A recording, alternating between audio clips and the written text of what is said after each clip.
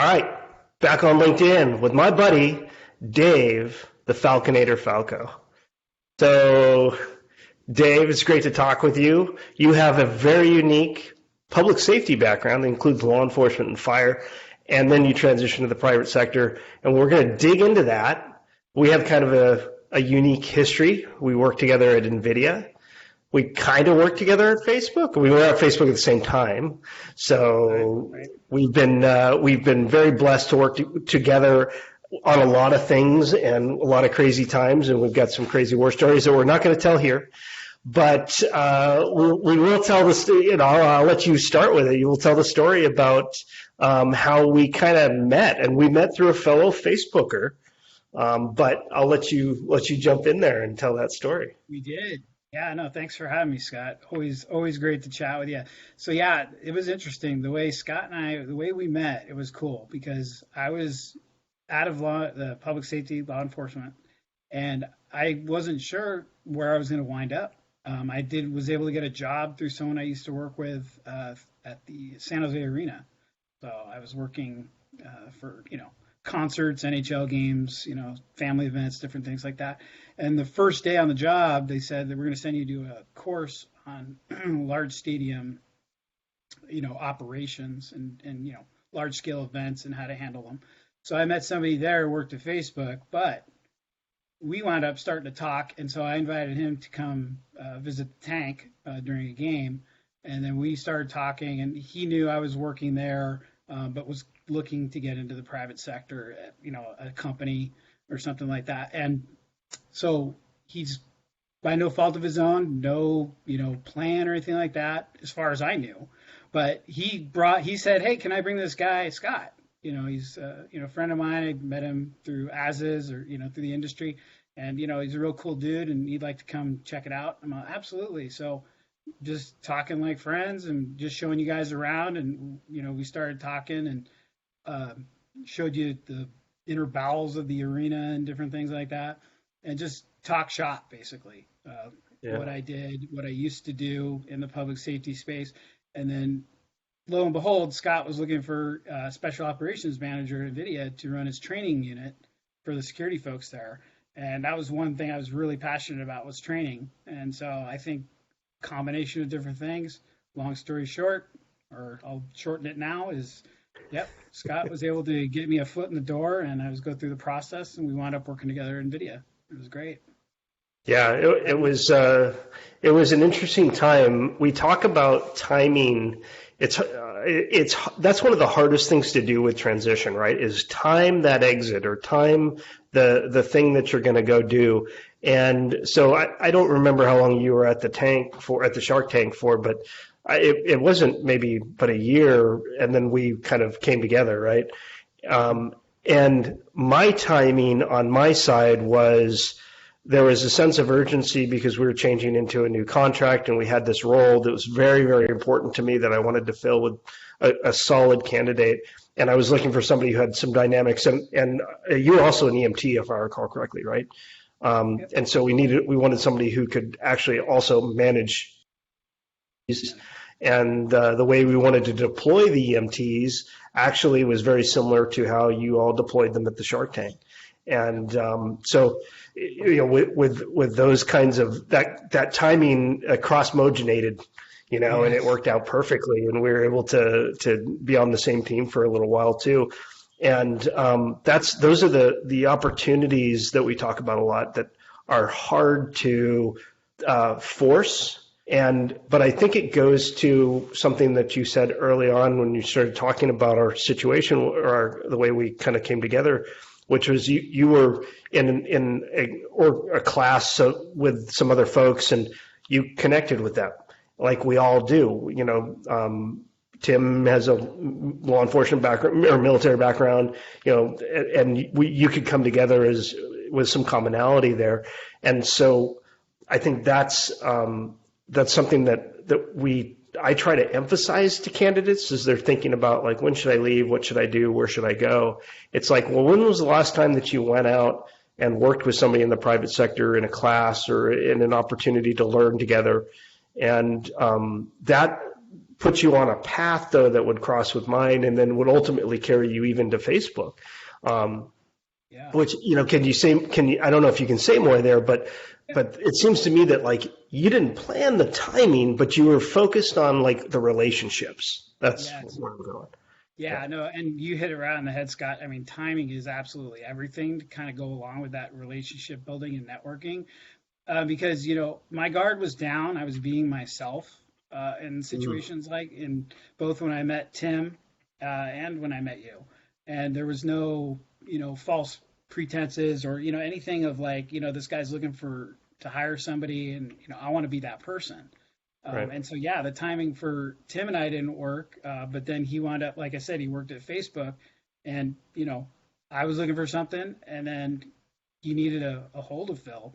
And actually, when I came to Facebook, it's been almost 5 years now because I did the first 2 years as a contractor, contingent worker, and then the last 3 years now in-house. But I tell you, like, I didn't even know really. I mean, I was going through the process of applying to become part of their, executive protection team, but didn't know the scope of actually what I was doing in the technical security realm until I was actually hired.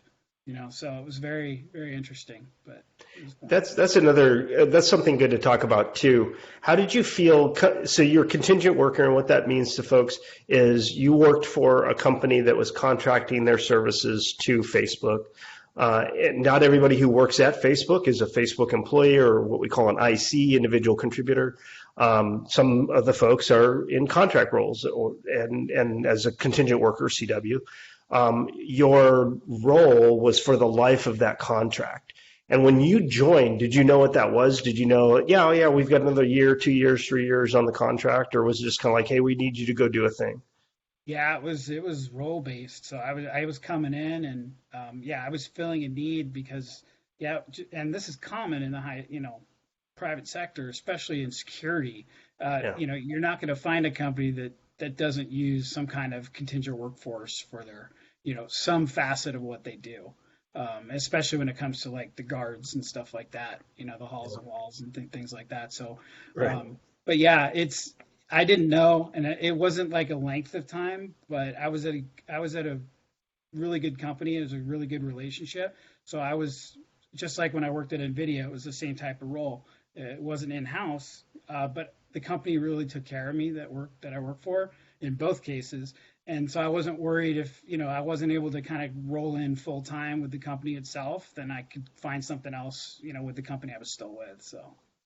Yeah, I think that's always the thing that people are looking for is that opportunity to go in, what we call in-house, or go be an employee for that company. And, if that's something that people want to do, those contingent roles are great avenues. And the way I always looked at a contingent worker or somebody who was working in a contract role was this is your opportunity to it's like renting a car. Like if you're interested in buying a Mercedes, you go rent a Mercedes, drive it around. Yeah, I think I like it, and be able to then, purchase. And that's kind of, it's a safe way for people to see if you or whoever the CW is, if they are a good fit for your organization. Because that's what we always say, one of the most dangerous things that you can do in your company is hire a human being. But what do these companies run on? They run on humans, not AI and not robotics. You still need humans. So the contingent workers, at least in transition from public safety into corporate security, is a great way to learn too if you're a good fit for the organization. We worked at Facebook at the same time, but worked in really, really different organizations. I worked in online operations. You worked in corporate security or global security. So your experience was way different than my experience. I think, respectfully. I mean, I think we've talked about this, but you also had that opportunity then to go, I'm not sure if I want to be, in your organization. So let me take this time to kind of figure you out too. Did you have that conversation with anybody, or was that something you thought about? Yeah, I mean, it was not at the time, but in retrospect and looking back, I think that doing those roles as, a contingent worker or a contract worker really educated me on the corporate structure in terms of how high-tech businesses run their global security departments, or how their relationships are and how the vendors work and the different contracts and different things like that. So it was really like a chance for me to kind of really roll up my sleeves and learn a lot, just by osmosis and observing. But while I could still focus on operations and make impact. I mean, we had some great times at NVIDIA. I mean, I love that training we did, for that amount of year that we were there together. Yep. It was a really good time. Yeah, I have not seen the training that we did for our security staff presented anywhere else other than maybe Disneyland. And you know what I'm talking about at Disneyland. They have their own fire department. But the stuff that we did was pretty dynamic. Yeah. I got great pictures out of it. Yep, sure, So, a good time. Got to break things. But I'll give you the last word, Dave, and because we're going to come back, and I want to talk about, when we come back, we're going to talk about communication, because that's something that you're really passionate about. But I'm going to give you the last word talking about your initial transition. Is there anything that you would have done differently in transition? I mean, sounds like you worked your network, which has worked out for you. Yeah, I think that's a good question, Scott. I think looking back, I would have been proactive, because for me, it wasn't really planned. It happened fairly quicker than I wanted to. So I was like, what are my options, right? And so I was just kind of thrown to the fire, and I had to kind of figure it out. And it took me, a good amount of time to figure out what was important, how I could kind of refocus, and what did I want to do. And I just kind of left everything open and just kind of pursued different things and talked to folks that I knew that were willing to help. So now I'm, hoping to return that favor, and so I'm always willing to help other people. I love it. That's great attitude to have. Well, I'll tell people again, make sure you're commenting on these things below. I know Dave will respond to you if you have any questions. Connect with Dave. You're a great resource to folks who are transitioning from public safety and military and law enforcement into the private sector. So thanks, and stay tuned. We're going to next talk about communication. So thanks, Dave, for your time here. Thank you, Scott.